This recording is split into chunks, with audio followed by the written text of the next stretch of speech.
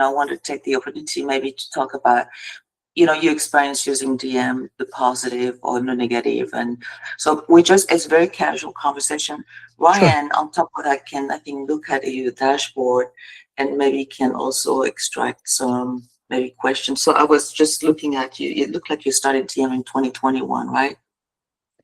Well, we probably started going heavier in 2021. I was first introduced to DM at a Schulman meeting years ago and was really captivated by the concept of it, that we have a large practice. And of course, most of your users have large practices. So I guess it's all relative. But I believe a lot in efficiency, and we want to really marry a concierge type practice level of service with efficiency and utilizing and leveraging technology. And I really saw DM as the future of orthodontics, and I love to innovate and to think about the future and to be on the front end of that curve. We've always done that well in our, and so I feel like we're utilizing DM well, but I think that we can utilize it even greater moving forward. So I'm excited about that. So anyway, so I don't know, you would know better, I guess, when we officially started using, but I feel like it's been. Yeah, maybe I was only able to scroll to 2021, but yeah. Okay, let's see. I'm having all of a sudden an audio issue. So let me see what is going on here. I could hear my AirPods going in and out a little bit. So let's see. Okay, is that better? Can you hear me okay? Perfect. Yes. Okay, We thank can we you. can hear you perfect. Have you, just a quick question, what are the things you've changed in your practice as you have, it looks like now you're monitoring over 1,000 plus patients. Have you made some change on how you see your patient or your scheduling, or think that because of technology, you made some either clinical change or administrative change, or that has impacted positively your Yes, ma'am. practice? So forgive me. I'm just, my phone is going crazy, and so it keeps jumping off. So I'm going to do not disturb here and see if that can eliminate some of the distractions. So the changes that we've implemented have been dramatic. As we marry the technology and the service, when we think about clinical efficiency, what we really love the most is spending time with patients. And so, Mhm. there's a period in our practice where we talked about reducing chair time, and we have a clinical GPS for every patient. And so for a lot of probably the last 10 years, I would see almost 110 patients a day by myself. And so we had to be very efficient. And what I missed about that, having a practice that large, was spending more quality time with our patients. And I think what DM has allowed us to do is to have better visualization as to what's going on with our treatment, with our patients, to have more optimal connectivity. So what I've enjoyed, and now our practice has evolved. Now we have 2 doctors in 2 locations, and I'm very fortunate to have a very tech savvy associate who is really helping with systems and protocols. But what I've enjoyed is the reduction in patient volume in the schedule, so that it allows me to see, now I see about 75 to 80 patients a day. And to me, that is really fun. It's a great opportunity to feel productive and busy, but not feel rushed, so that I can spend that quality time at the chair, whether it is building relationships or maximizing our clinical efficiency and effectiveness to deliver the results that we're known for. So I've enjoyed having the reduction in the schedule probably the most, because that Mhm. has reduced my stress and improved my work-life balance of just enjoying my day and what I do during the day, and providing that level of care. We've taken that service, though, to another level, to where now we have protocols built in. So let's say it's an aligner patient, and so we are, and I would like to utilize more, we're starting to treat patients who are long distance. And so we have more remote treatment happening. And so the appointmentless refinement capability is remarkable. So those are patients that I would still, I like this one-on-one time. I want to talk to the patient, say, what do you see? What do you feel? And they can better describe, well, when I take a picture, I feel like there's a shadow on this tooth, or when I take my tongue behind my teeth, I feel like this tooth is still crowded. And so to be able to have that one-on-one time, so I do that in a FaceTime built into the schedule.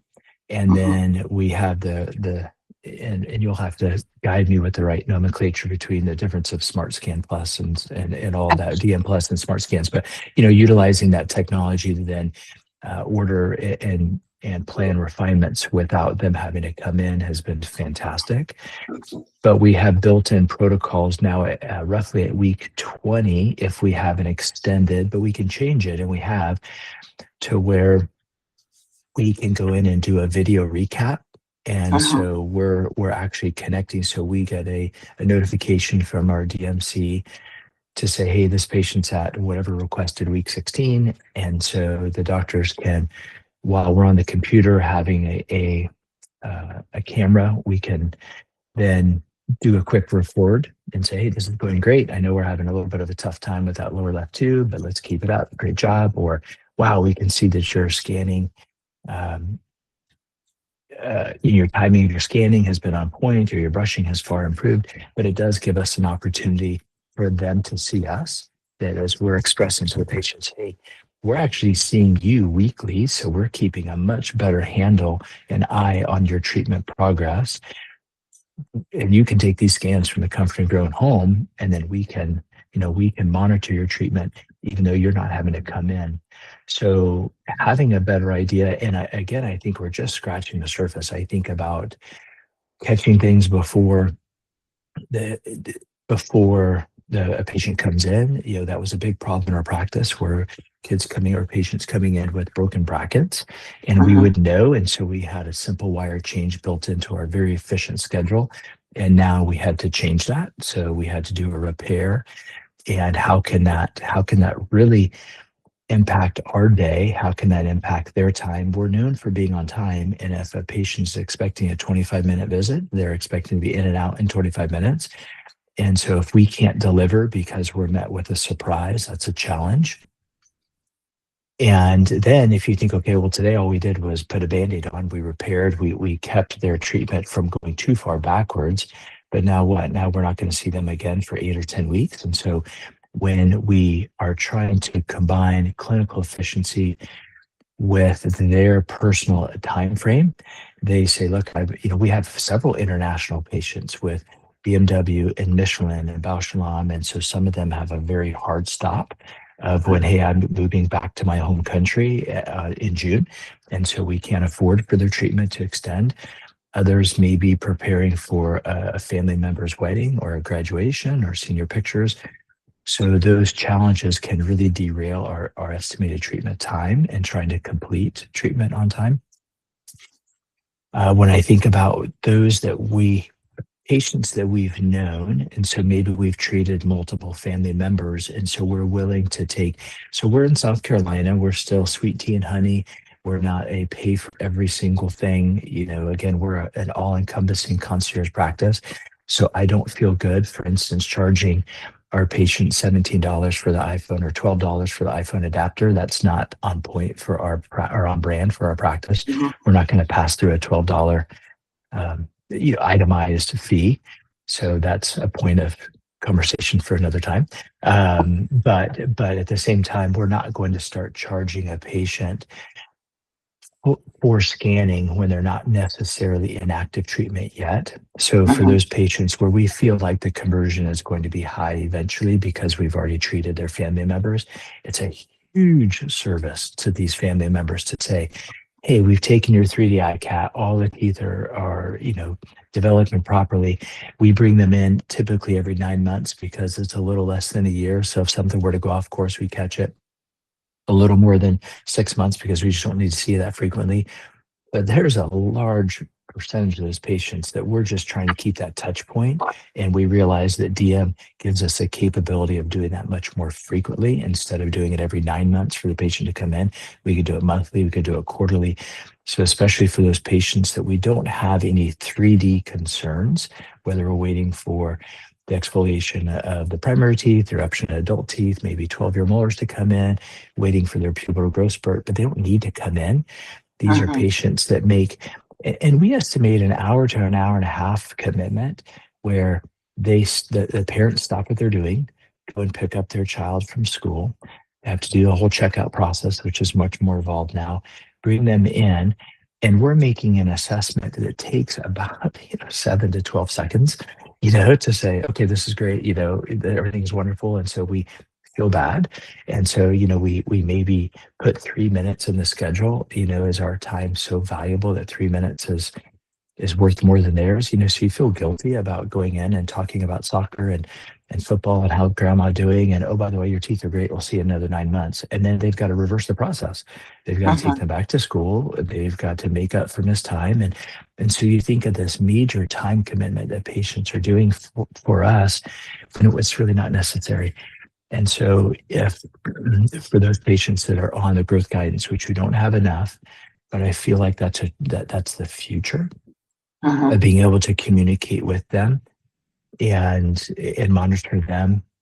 They can do the scans, all the things, the scans, Right. whenever the time is right and not an inconvenience for them.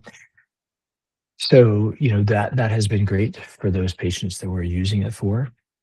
Um, Have you seen an impact as you feel, do you know if DM has an impact, positive or not negative, but am I swinging to positive, on your marketing, like on the perception of your practice within your community, right?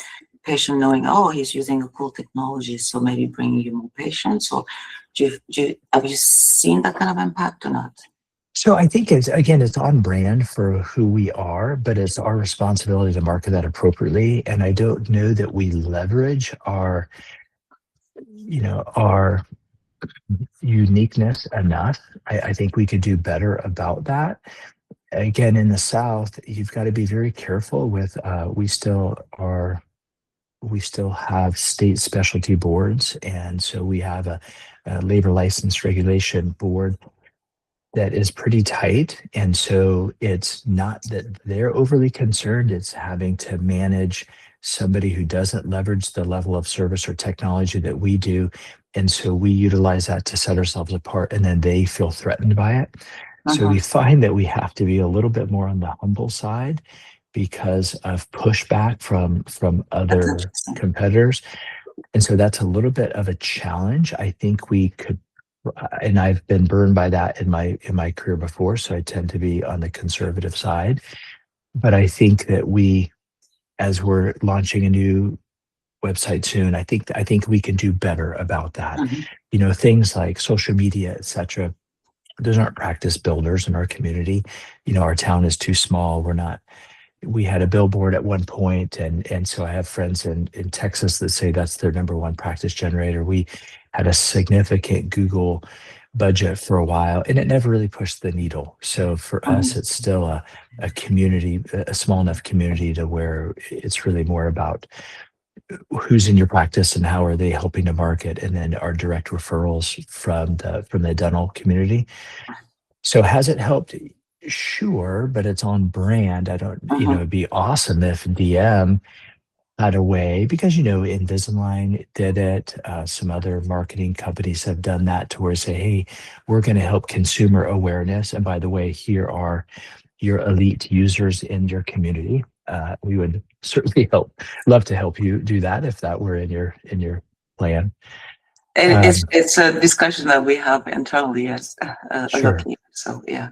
Yeah, I mean, it would be helpful because it would be indirect. Yeah. Again, how do you measure your ROI on that to say, okay, we're going to go direct to consumer? So, when you talk about the positives, the overwhelming response are positive, but there are some challenges with the clinic to say, okay, this is a one more thing in a very efficient Mm-hmm. day. So we've actually started to extend each of the appointments now that we're seeing fewer patients per day, to extend the time allocated for each appointment type so that there is time to actually review DM when the patients come in. We are really trying to help our team understand the importance of it, the importance of this, keeping their treatment on schedule, the importance of if we could have, and we've talked about this before, about having an incredible dashboard that would give. So for me, I like to innovate. I like to be patient forward. My weakness would be accountability, Mhm. either for myself or for my team. So I want to say, hey, Celine, this is our new plan. This is how it's going to go. Everybody on board? Great, let's do it. And then I'm going to sometimes falsely assume that you're going to carry that through. So then there are times I say, hey, Celine, how are we doing with that? And you're like, yeah, we kind of stopped doing that. And so we don't have that continual push to say, hey, these are important things to do. So that being said, what would be really helpful, and one of my goals for this year is I'm having or I'm expressing more accountability with my team to say, okay, each week you're responsible for giving me this report in their area for our team leads. And so I can review those reports quickly and then communicate with the team leads. So I would love a DM dashboard that would give us clinical information such as, it seems that the lower left 5 door is open a whole lot at chair 7, or we notice that patients have wire slippage the most when you're in an O and 8 wire, or we're noticing your biggest unseats are your upper left 2. Things that we could then utilize to help us do things differently. So whether it's, okay, well, if our upper left 2s are our least tracking teeth, maybe we need to purposely change our attachments on those teeth. Or if the lower, if our wire slippage is the most, having comfort visits after an O and 8 wire, then we need to do more clinical education on arch wire stops. If whatever it may be, that the lower left 5 door keeps opening, all right, we need to make sure that our clinical protocols are there, that the clinical team members are checking those things. So having a dashboard, and maybe you have that. Again, that wouldn't be my strength to know it. But to be able to say, hey, Jeff, in your practice, here are areas for improvement. As we like to educate our patients, we like to educate our team, we want them to understand the why. And, our practice has evolved, not necessarily in the best way. I think all of orthodontics is going through this change since COVID. Many of our clinical team members are younger, and we don't have the longevity Mhm. of clinical team like we once did. So training is very, very important. Having them understand the why is very important. Challenges we have when you have a 23-year-old, and forgive me if that's offensive to anybody, that is it is self-centered about the me only, and they don't understand the consequences of our actions or inactions in terms of patient care, like understanding the why it's important to not have a patient come back when a wire's poking. What does that do to family confidence and to community perception of our practice? And, but when you have a mom who has, 5 children who are active in all of the after school activities, they understand very clearly how Mhm. inconvenient that appointment is, and so trying to help educate our team members to say these misses have real world consequences, and we can't afford to do that. Where you say, oh, I love Summers Orthodontics, but I feel like I've got to go in every 3 days because of XYZ. Yeah. Maybe are we gonna send, I was thinking we should need to send your IC, which is your implementation consultant within your team. So maybe train you or train your DMC on reading because we provide a lot of data through DM Insight. But yes, it takes time just to look at it. But maybe your DMC can, when she's trained on looking at the data and how to analyze, then making this clinical decision and maybe building protocol inside. For example, we have doctors that build protocol.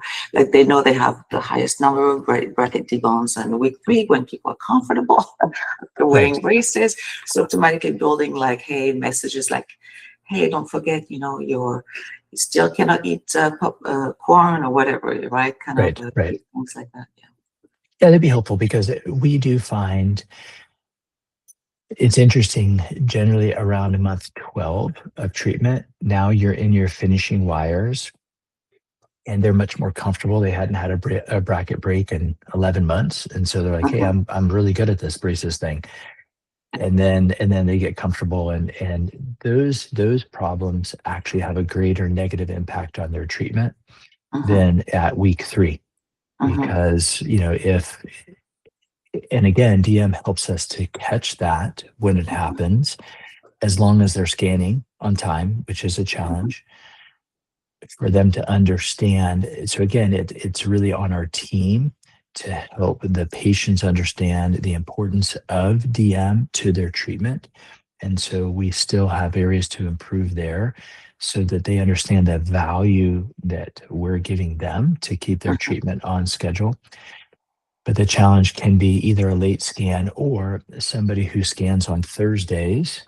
And I don't know what the kids do on weekends, but it's definitely, less monitored. And so then they break a bracket on, the weekend. And then maybe they had an appointment because they scanned on Thursday or maybe even Wednesday. And we said, great, you're ready for your next visit. Come in next week, which has been remarkable, right? To have that appointment flexibility once you get over that bump. Mhm. But then they break the bracket on the weekend and they come in on Tuesday and now they've got a broken bracket. So those were challenges, that they said, oh, well, we knew we were coming in, and so that Mhm. still goes Right. to education. It would be great if Mhm. there was some guidance there, but we realize those So are our responsibilities. it's on a on a parental side, on the side note. We have the DM summit. I'm just saying, like, you could send your team. It's during the same weekend that the Insider on Mhm. September. But maybe you could send some of your team member. We have a lot of practice. I send just the team member to the DM summit because we do a lot of session for staff too, Yeah, like to get them motivated, excited, and so maybe they also better understand. It's not the clinical team or the front desk or whoever. Like everybody plays a role within DM, right? So making sure everybody knows their role. right. Um, yeah. Yeah. So the challenges with that are a few, Celine. One, now that we have two doctors, two locations, the beauty of me having now the flexibility of going to the meetings, because I'm going directly from Schulman to Mhm. just going straight to insiders, Yeah. is that now Dr. Ensley is able to keep the practice going, but now he Mhm. doesn't need all clinical team members. So that is possible. The other concern, and I'm curious industry wide, how, like, if you look at confidentially, the numbers for the Damon Forum this year are very, very low, very Mhm. low. Really. And I think that that's for a lot of reasons. But I wonder from an industry-wide perspective, are you seeing in-person team meeting attendance reduce? I am much more resistant or reluctant to send my team to these meetings because it's very expensive Mhm. and I don't have that comfort of knowing that my team is going to be here in 2 years Mhm. or 5 years. Oh, I see. Yeah. With one of my professional goals this year is 100% employee retention. So I feel that I strive to be an optimal employer, and so I want to give the benefits of employment of our team to be tremendous, to be industry peaking, to be better than any competitor around, so they wouldn't have a reason to leave. Mhm. But the challenge is most of them are young and they're single, Mhm. and then when they meet the person in their life, then there's this They opportunity for move. life change. Mhm. And so it's, when I we used to take my team, of course, when I lectured for Ormco, and I'm still under contract with them, I just choose not to do the lecturing as much as I once did. but I would take my team to all the forums, and it was a $20,000 investment, and to the Showman team meetings, and again, $15,000-$20,000 investment, not including loss of productivity. And I look back to these meetings and I see these pictures pop up, and I'm like, okay, I've got 3 out of the 20 team members who are still here, and so I think that we've got a great regional DM team. And so it's much more preferable for us to say, okay, let's do an in-office half-day investment. I know that's not as favorable for DM, but knowing that we've got great regional team members from DM here, it's just much easier for me to say, Yeah. hey, can we come in and you guys spend a half day with us? And in the last meeting we had, by the way, I know there was some training that went along with it with some of your team members. And so I don't know how familiar you may or may not be. It was one of the best meetings we've had. They were so engaging. They made it fun for the team. And we did a half day, and I was resistant to do the half day for all the previously stated reasons. And I look back and I think, okay, we could have used a whole day. We really could have done that. And that I know is probably more challenging because you can't reach as many people in one time, but it was way more impactful and affordable for us to be able to do that. It makes sense. It makes sense. Which is also the role of RIC, right? Like to come here and to support your and your practice and with your team as well. So, which is very good. That was a really enlightening piece that you just added there, Dr. Summers. Out of curiosity, if we were to do like a regional staff event that was a little bit more local and shorter or more focused, it was just for staff exclusively, would that be something? Yeah, easy. That'd be great, Justine. If I look back to when we had boots on the ground for Ormco, and something that Ormco has digressed from, which I think has not been favorable, is that we would have industry leaders come and do a 1.5 day program, a Friday, half day, Saturday. And those were some of the most well-attended meetings, and it was both for doctor and staff. It was easy for the presenters because you weren't making such a big commitment away from your family. It was easy for the providers because we see patients about one Friday a month, but not all orthodontic offices do that.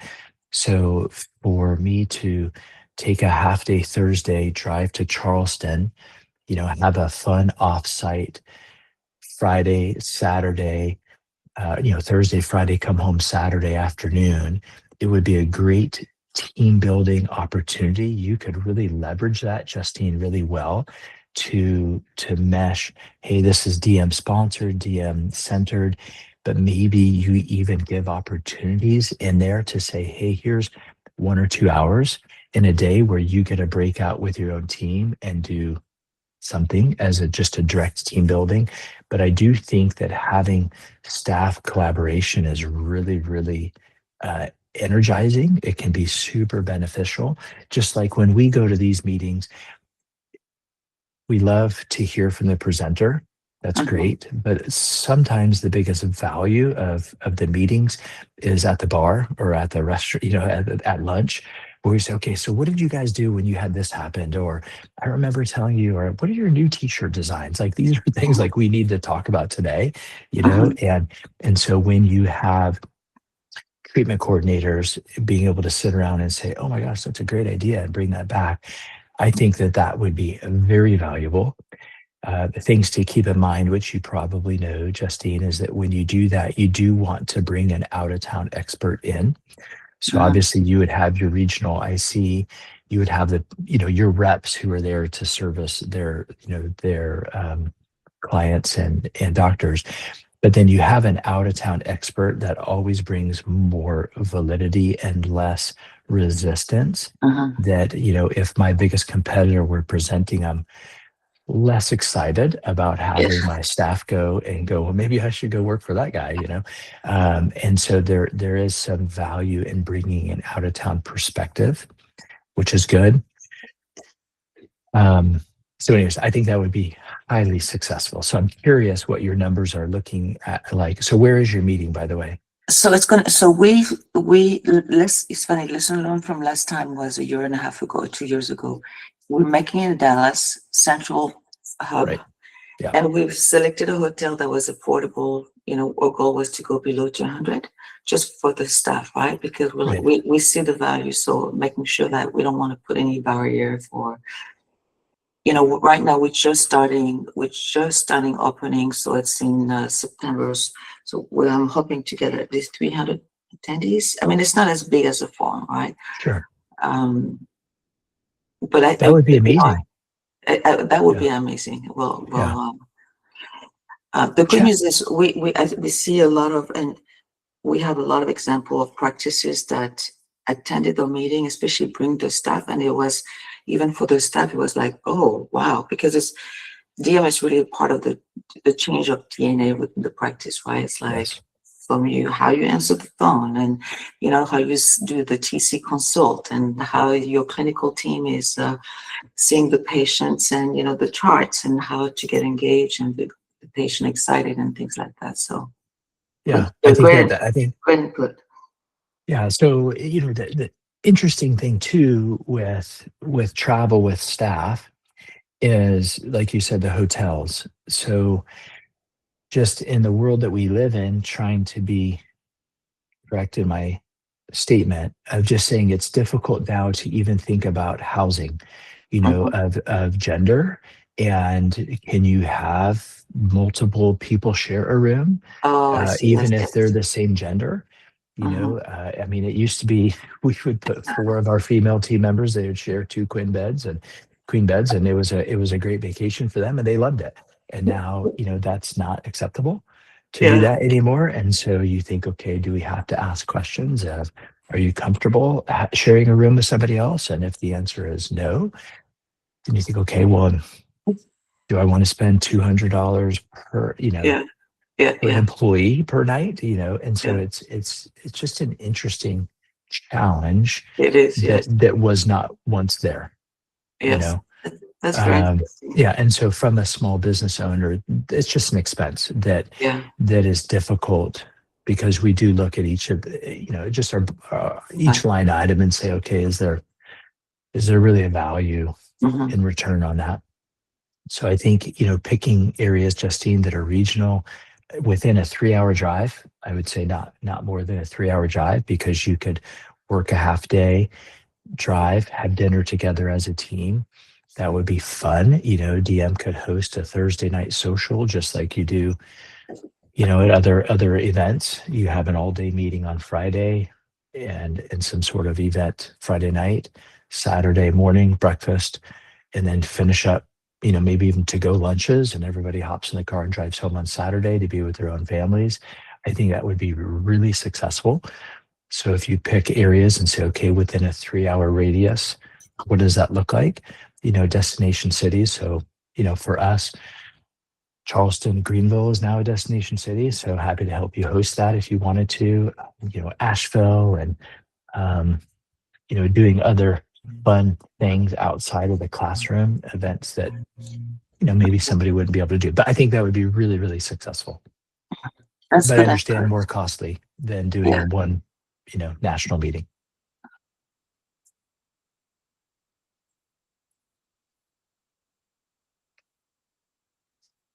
Have you noticed, how you're tracking if DM has impacted your treatment time, for example? So Or what or, I or do you care? Like some Oh, of I our people. absolutely care. Yeah. Yes, that is critical, because, that is the challenge, is what patients care about most on the front end in terms of clinical time frame is, how long will I be in treatment? Mhm. And, so a challenge for us too, as we are incorporating all this technology, is then how do we make it affordable for our patients? And so that is, and I'm sure you're aware that most of our financial advisors are not as keen on DM, No. because it's an expense, and they say, well, are you a better orthodontist than you once were? And so, but as we can further justify to say, hey, we've reduced number of visits per treatment, and reduced number of breakages, etc. And so I think if we can continue to leverage that, to determine and leverage that, that would be really helpful. But how do we make the treatment more affordable for the patients in a shorter amount of time? So forgive me. So that what they want to know is how long. Mhm. The challenge is if we don't have the protocol set properly, that we are being very efficient with number of visits, but not very efficient with timing. And so, we're getting better at putting protocols. I've had multiple patients that where we call it lost in DM. Mhm. We didn't have a protocol set. I think our DMC is the best we've had, but I think there's still room for improvement.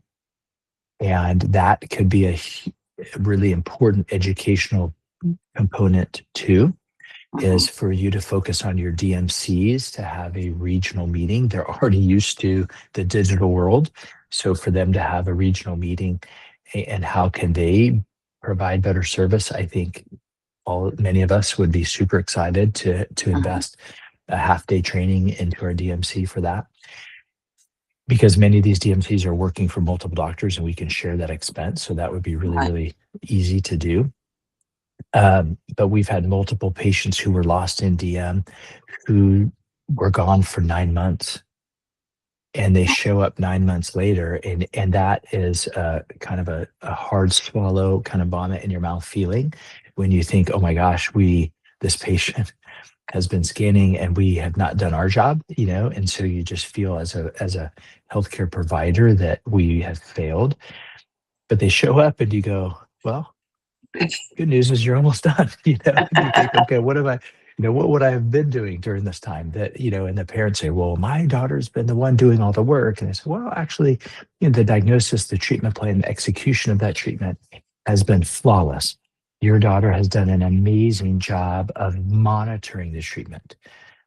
So great news is everything stayed on track and you didn't have to come in, but you just think, and then sometimes you're like, well, my daughter was doing the math and she was like, you're $6,488 treatment. We've come in 3 times. So you're making, and you're like, okay, that's not important. They're like, but it really is. And you're like, okay, so that's a challenge, right? So is how do you, I think our appointment efficiency has been really good Mhm. and continuing to improve. We would love to, again, have some goals. If you said, hey, Jeff, share with us your different treatment protocols and your treatment plans, and you say, okay, this is a 16-month treatment plan. Okay, in 16 months, what would your goal be? How many appointments would you like to have this treatment accomplished in? And if you say, okay, my goal would be 7, and you say, okay, great.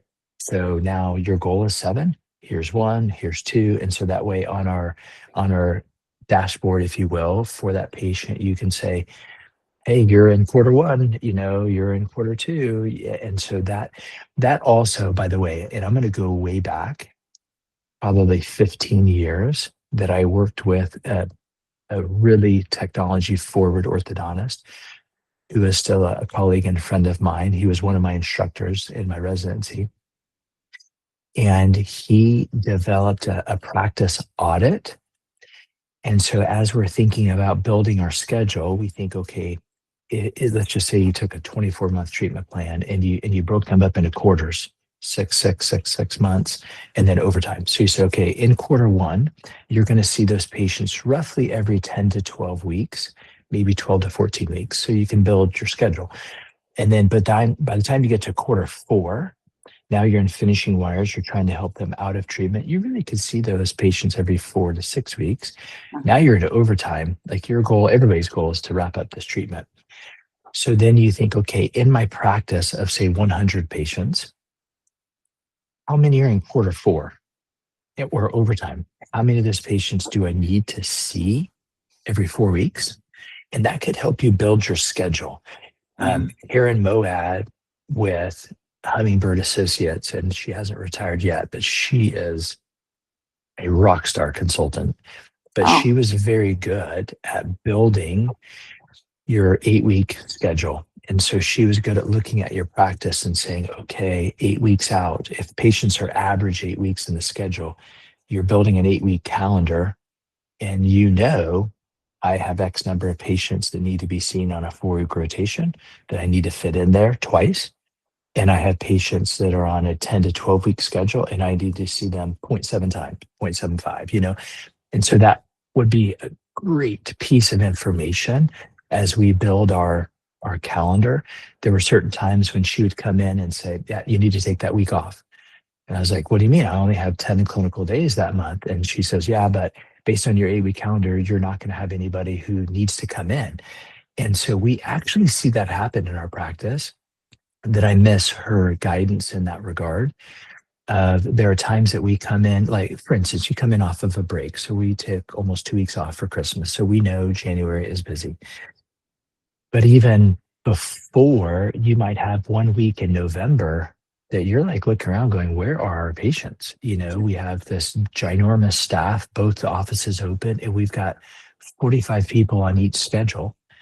And then 10 days later, you're double that.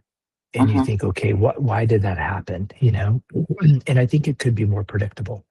And that would be really, really impactful to say, okay, well, how about on those days where this is going to be, for whatever reason, kind of a dead week, like you maybe don't want to close, or maybe you do. Maybe you say, hey, look, you go on vacation this week, or you take some time, or you go do an educational event. But the other thing you could do is say, hey, well, how about we focus really heavy on those 3 clinical days of new patient exams and starts? So let's run some sort of marketing campaign to help build that, to say, we know we're not going to have a volume of patients who need to come in yet, but maybe we can focus in a different realm. As I'm saying that, I'm kind of playing devil's advocate in my mind, thinking, well, wouldn't DM actually help us? Because if we help us to be more consistent, I guess in theory it should. I find that there are times, again, meshing clinical efficiency with appointment efficiency. I think I started saying patients want to know how long, and that's important until they start coming in too often or too little, right? Right. So you got to find that balance. They want to be seen, I guess. But I would think that if there are times I say, hey, we don't need this wire to work more than 6 weeks, and our protocols are 10 weeks. And you're like, yeah, I know our protocols for this wire are 10 weeks, but I'm laying eyes on it. And this wire is going to be done in 6 weeks. So let's don't bother to go out 10 weeks because I'm trying to get the patient done. I would love for our practice to be known for, oh my gosh, every visit that we go in is amazing. I love going in. That's what we shoot for. We love to have, we have full-time concierge at each location. We want for every appointment to be, an experience. Just like if you were going to go to the spa or somewhere, we've got a concierge who's making coffee and making hot chocolate and providing for them. There's no distractions. They're not answering phones, etc. So we want that appointment to really matter.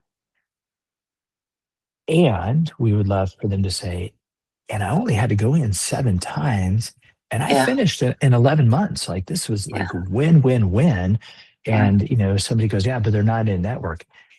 Yeah, but I only went in 7 times and I had an amazing experience, all 7 of those, at a great result. And I was done 11 months, so I would love to utilize that because with Ultima, for instance, our clinical efficiencies have the opportunity to be amazing. They really can be. And so I think that we can, and we're seeing patients who are 12 months into treatment and we're like, all right, there's no reason to hold this patient hostage in braces, but they still have, 12 months of payments, but we need to go ahead and wrap this thing up. And we're not having an accounts receivable issue, so that part's okay. And let me say, one of the greatest things that I've been proud of your decision was to have a cap on your scanning. It was very, very valuable. And I think that helps us to say, okay, we'll implement it earlier, whether it's growth guidance or continue it longer for retention. I don't know that we're going to utilize it as much in a retention because we don't really see those patients very much anyways. If I were to say what is one of my biggest negatives of all of technology in orthodontics right now is unfortunately this, and I don't mean that in a negative way. I like this because I'm talking to people, but what I don't enjoy is the time on the computer. That's just not my favorite thing to do. And so now with, almost half of our practice are aligners, we will be moving towards, ODB of indirect, bonding, which we've done in the past. And there's a few reasons why we're not doing it now, but I know that that's where we're going. That's clearly the future. And as I think about that, what that does is it's taking me out of direct patient interaction more, and it puts me in front of the computer more. And I just don't find joy there. That's not my strength. However, my partner is all about that. And so it's been good. Balance. Right. So he's like, hey, you can go out there and shake hands and kiss babies and do what you like to do. And I'm going to be sitting back here on the computer and building protocols. And that's his happy spot because he's more introverted, which is fine, with the exception of I still need him to be patient forward and having a great patient experience for new patient exam and diagnosis and treatment plan, et cetera. But anyway, so that's a challenge that I personally find with the technology. I don't think that the younger generation is going to have a problem with it because they would probably rather have a barrier anyways, but I do think that's going to be a practice differentiator because those are going to be the things that when a patient has an opportunity to see another human face to face, I think they're going to embrace it and enjoy it. And I don't think we'll ever lose that. I mean, look at what happened, the major rebound after COVID. How important was it for us to hug a random person?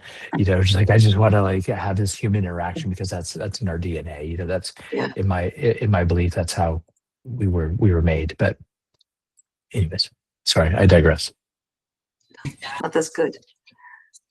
I have a question. How you touched on it lately, where you said you didn't have any accounts receivable troubles.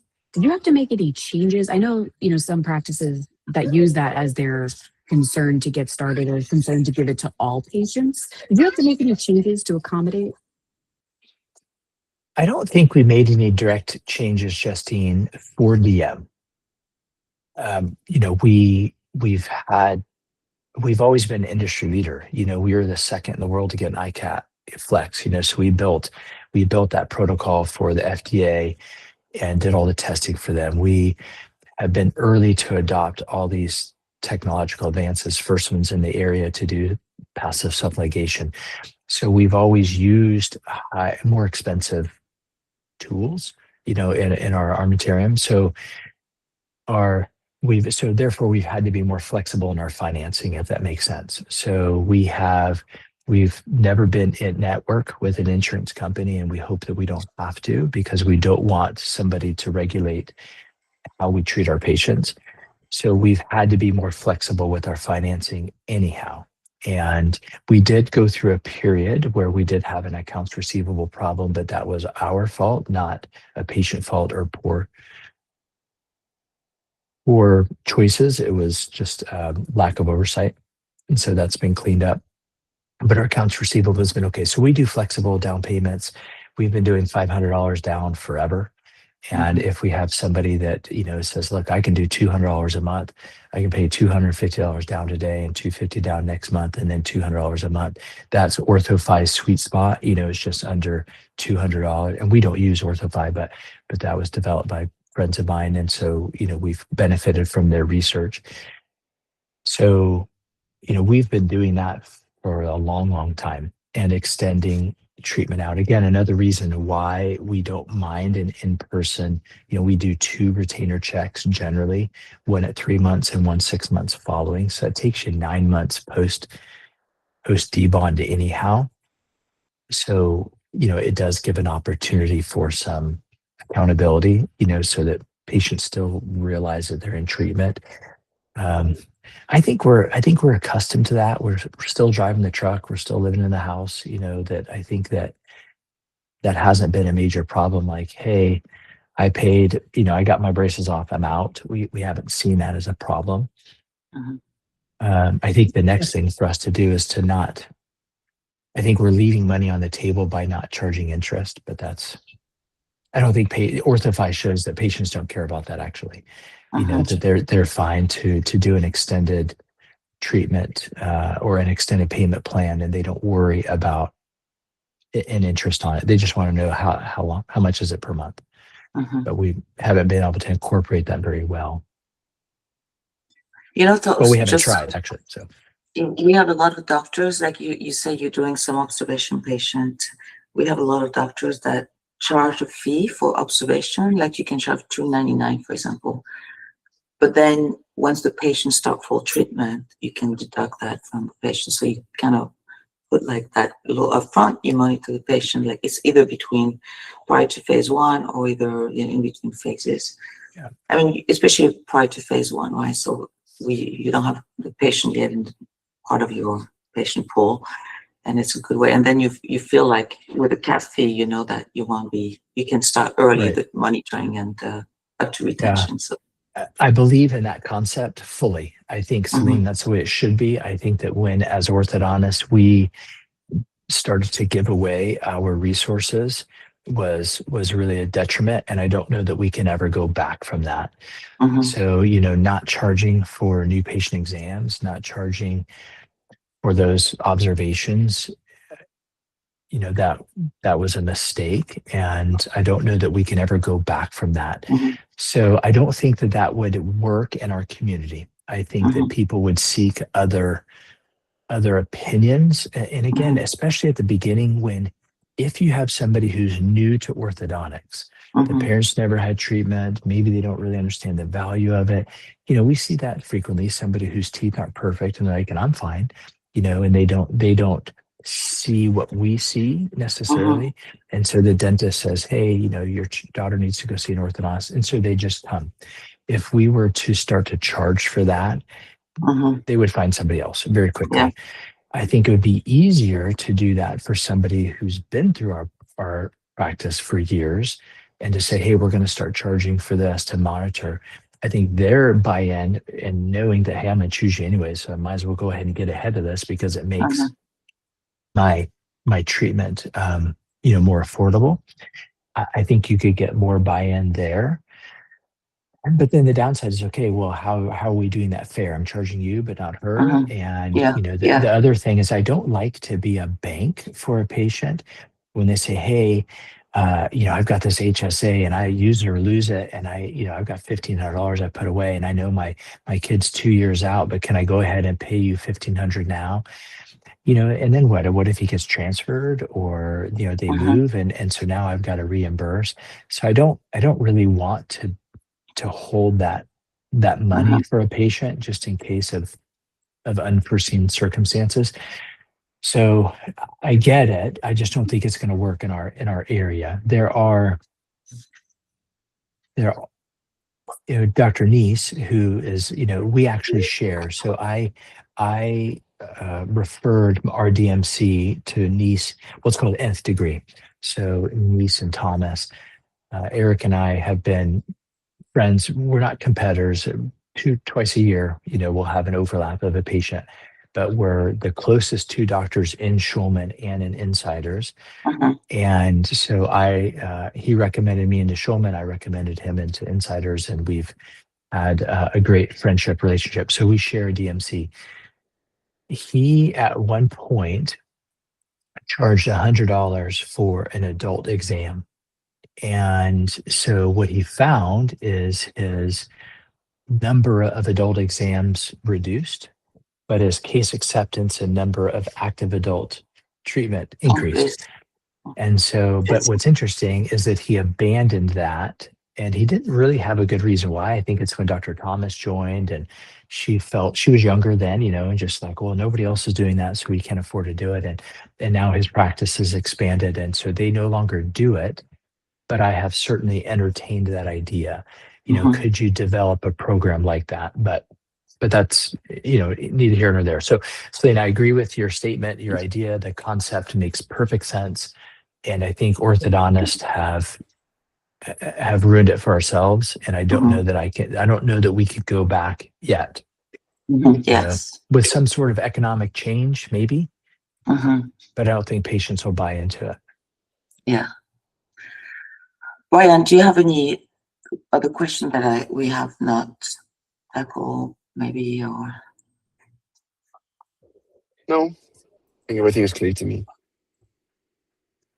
So I think that this is what I'm thinking about the next step, right? So gathering all your thoughts, and so first I would like to send a photographer to your practice, like a professional. So I don't know if you know someone. If not, we can find someone who comes to your practice, and we'll coordinate the best day, best time that is not disrupting for you.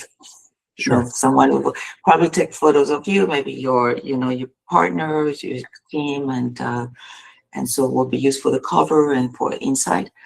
And then so we'll be writing an article, send it over to you for you to review, making sure it's accurate, and then we'll submit for the publication. Yes.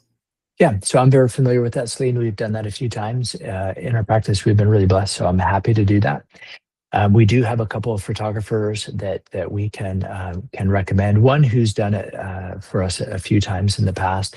Another is a patient family who I've now treated multiple family members, and so I love to do that for patients where we can just have trust in one another. Exactly. And Yes. so there's a person that immediately comes to mind that I would love to consider. Okay. And their expertise they work mostly with contractors and architects, and so they're accustomed to doing area shots, and so I think that would be a great person that I would love to see, us at least have the opportunity to give them the blessing of some work. And so that would be good. Now the challenge is Yes. going to be me, because and I know I probably shouldn't have had the bright behind us, but we've got, I don't know if Justine mentioned, but so we've got my mom is here, and so 2 of our 4 children are here with 3 other college kids because they couldn't get home, and so we always open our home to say, hey, if anybody can't come, then please come. So we've got quite a busy house right now. So I was trying to find a quiet place but we're snowed in, we're iced in actually. And so I don't know that we're going to be seeing patients much this week. We're hopeful that that as the week progresses, that we can open back up. But I begin a significant amount of travel starting next Friday. So I will be gone quite a bit, and so because of that, it's just a heavy work, and then have some travel and then work. So I know you've got a deadline, so I think we need to be pretty aggressive with looking at how to schedule the photography. We can do this part, I can do that almost from anywhere. I'll have this coming up trip. We will be very remote on a bareboat sailboat in Belize, but I will be taking a Starlink. So we should have some connectivity. The negative is that Starlink and Belize are not really seeing eye to eye, and so I'll be at Starlink's mercy. I've had some sailors say that Starlink has recognized that the satellite is going there, and they just cut off the connectivity. So I don't know. My hope is that we'll have good connectivity during that time, but then I come back from that, and it's immediately Schulman and insiders. So I think we're going to have to be a little bit aggressive with scheduling. So would it be easy if you reach out to that photographer you have in mind? So what we'll do, we'll pay them, but maybe based on your schedule, your availability, and that person schedule it, and then give me the contact, and then we can process, payments or whatever. Right. So how about a time frame? What is your, when you look at your publication goal, obviously the photographer is going to need some time to do their editing, etc. So do you have a date to say, okay, we need the images to our team by a certain date? Justine, to you, I'm drawing an email from. Yes, I'm 87% sure it's February 9th, but let me just double check really quick. Okay, so that limits us to this week or next. It really limits to next week. And so good news. Oh boy. Well, this could maybe work as long as it doesn't take too much time. I will have, we have our entire team and both doctors 2 times per month. But next week, we have Panichi as a consultant will be here. Oh, And so we have 2 days, next Tuesday and Wednesday, where we will have the entire team together. And so we could do some photography. The downside is I'm obviously paying Panichi to be here as a consultant, and I don't want to lose some of that productivity, but I think that those are going to be our dates. So we'll have to see if we can get a photographer to come in, and they can maybe while we're in, I'm just thinking, so while we're in a meeting upstairs, the photographer could have free realm of the office to take their shots. I would probably have some really nice high image photography I could share, or high resolution that I could share to utilize anyways from when we've done this. We did this for orthodontic products. We did it for Patterson. And so, but one in each office, which was exciting. And so anyways, so they could do that. And then we could do a quick, hey, a couple shots of all the team together. So I think we could make that efficient if the photographer would be available. I feel very confident we can have somebody do that for us It is next February week. 9th. Okay. Yeah, because I leave early morning Friday, the 6th. Now, not to say that, okay, because that week, well, February 9th, that's a Monday. So the team is in the main office, which wouldn't help us. So just thinking that we could have availability. Okay, we can make this work. So they can photograph us on Tuesday, Wednesday, and then if they needed to come in Friday the 6th, the office is open. We could have a team member be available and they could do all the photography they needed on the 6th. So Justine, I think that we can make that happen. That's fantastic. Wait, could you say the date one more time? The photographer could come in to shoot the team on February 3 or 4. Okay. If they had the opportunity to shoot the office while we were upstairs in a meeting, so we'll have a 2-hour lunch where the team will be together. So downstairs would be available for photography, or they could have the whole office to themselves on Friday, February 6th. Perfect.